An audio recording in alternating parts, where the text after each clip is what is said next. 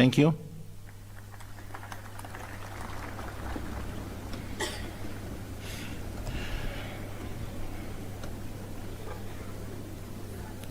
Your Excellency Muhammad Wil Sheikh Al Ghazwani, President of the Islamic Republic of Mauritania and Chairperson of the African Union,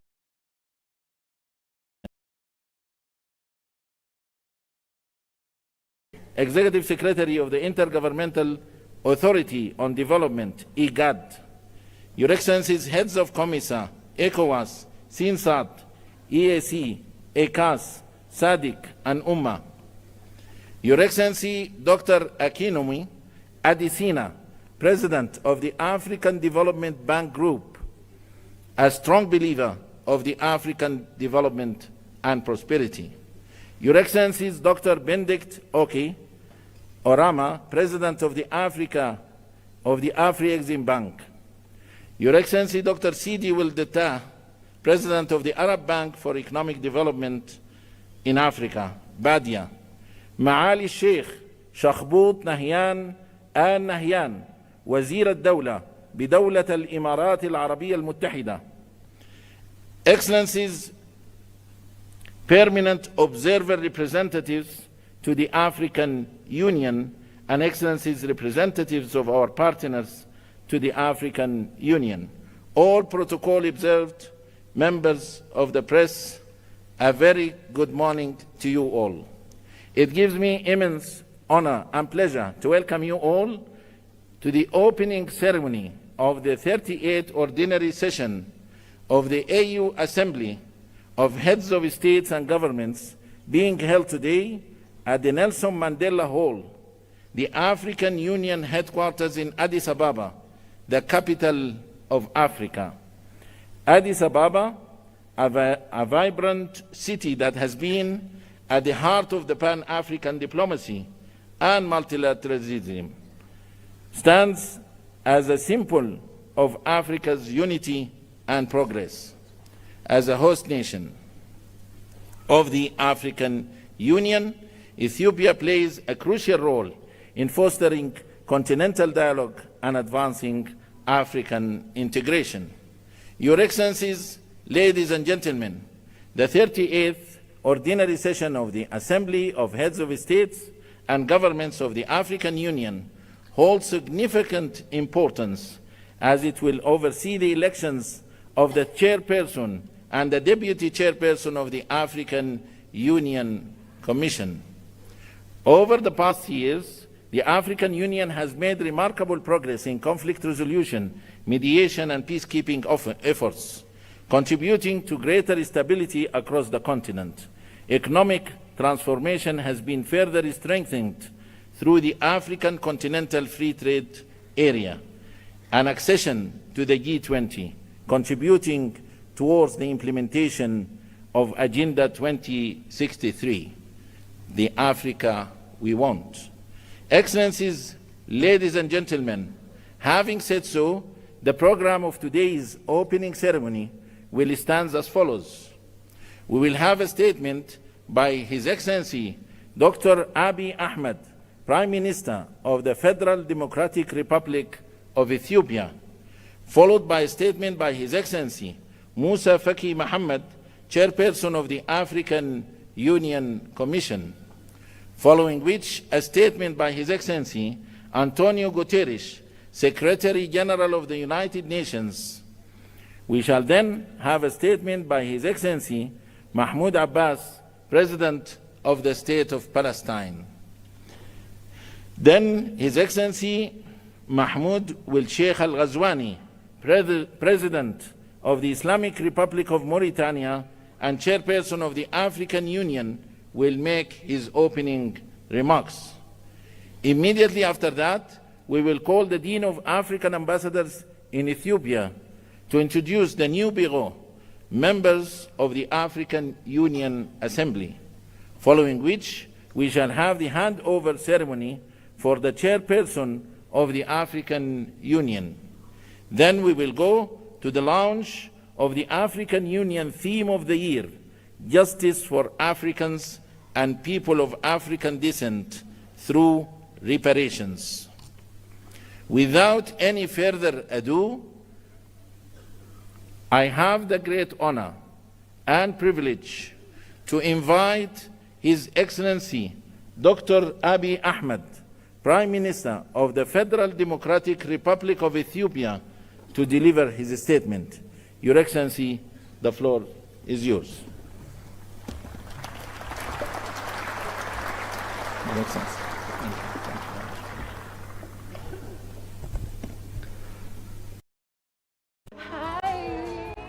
Ngozi yako ina glow. Nilijipaka mafuta leo asubuhi nikikam, lakini skin yangu ishaparara. Excellency Musa Faki Mohammed, outgoing chairperson of the African Union Commission, Your Excellency Antonio Guterres, Secretary General of the United Nations, distinguished ministers, ambassadors, diplomats, ladies and gentlemen. Welcome to Ethiopia, the cradle of Pan-Africanism and a proud champion of African unity and freedom. It is an honor to stand before you today as we reflect on the immense potential we hold, not just as individual nations, but as a united and dynamic continent.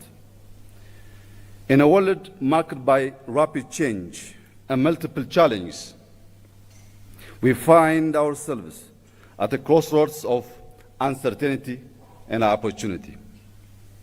This moment calls upon us to strengthen our collective resolve, embrace resilience, and foster unity across Africa. The theme for this year's assembly calls on us to heal the scars of historical injustice and overcome lingering trauma that has long hindered our progress. The demand for reparations is not about charity or financial aid. It is a call for justice. It seeks to restore the dignity of millions and heal the deep scars of poverty, inequality, and discrimination. It demands an end to the systematic exploitation of our wealth, resources, and opportunities. It also calls for a transformative process that acknowledges past harms and takes bold steps to right the wrongs caused upon us, upon society across the continent. Thank you. Thank you. Most importantly, the call for reparations requires not just words, but concrete actions to affirm the equal worth of every human being. Excellencies, ladies and gentlemen, to achieve lasting peace, justice, and prosperity, we must rise above the geopolitical tensions and the historical divisions imposed upon us by colonial borders. By fostering solidarity among all of our nations and embracing a shared destiny, we can pool our resources and talents to unlock our continent's full potential. Africa's cultural, ethnic, and linguistic diversity is a source of pride and strength upon which we must build inclusive governance and equitable development. Conflict resolution, diplomacy, and peace building must remain at the heart of our efforts. By championing African solutions to African challenges, we can secure lasting peace and stability. Let us celebrate our achievements in politics, science, economics, and arts. Strategic initiatives such as the African Continental Free Trade Area give us the tools to boost intra-Africa trade, reduce external dependency, and achieve self-reliance.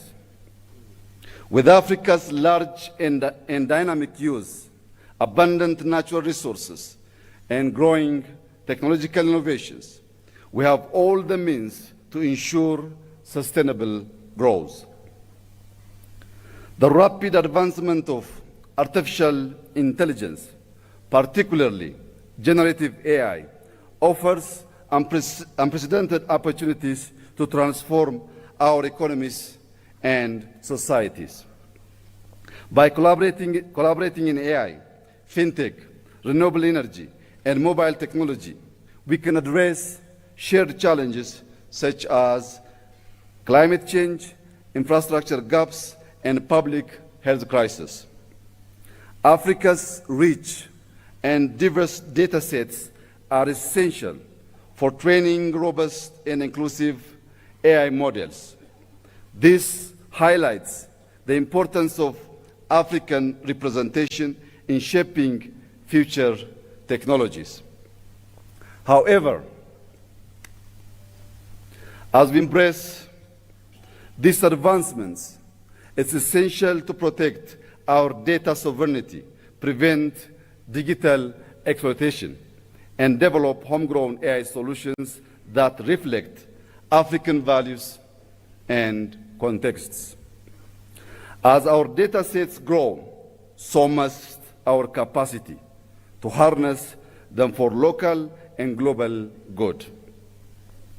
When used responsibly, AI can be a powerful tool in conflict prevention,